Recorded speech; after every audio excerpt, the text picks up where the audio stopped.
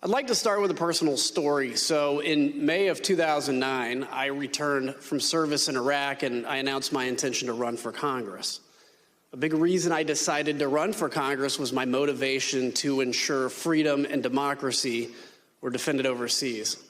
I remember making a commitment out loud a few times and in my heart repeatedly, even to today, that if we are going to ask Americans to be willing to die in service to our country, we as leaders must at least be willing to sacrifice our political careers when integrity and our oath requires it. After all, losing a job is nothing compared to losing your life.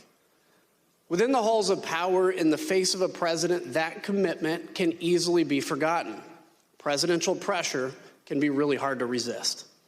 Today, we'll focus on a few officials who stood firm against President Trump's political pressure campaign. When the president tried to misuse the department and install a loyalist at its helm, these brave officials refused and threatened to resign.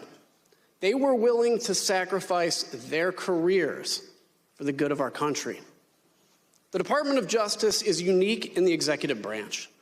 The president oversees the Department of Justice, yet the president's personal or partisan interests must not shape or dictate the department's actions.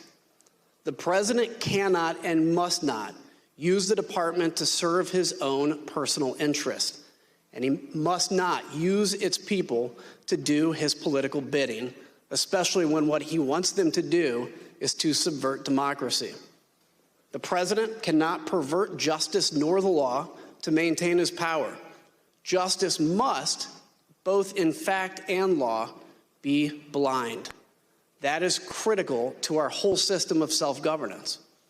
During this hearing, you'll hear time and time again about the president's request to investigate claims of widespread fraud. Our witnesses, Mr. Rosen, Mr. Donahue, and Mr. Engel, stood firm in the face of overbearing political pressure because they understood that their oath was to the Constitution and not to the personal or political interests of the president.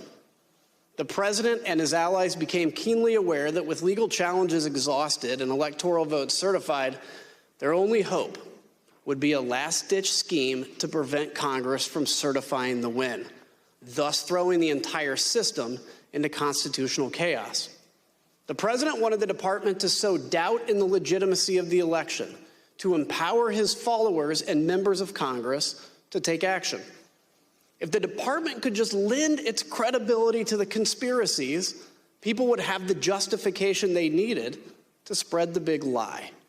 So President Trump ultimately wanted the Department of Justice to say the election was, quote, corrupt and, quote, leave the rest to me and the Republican congressmen.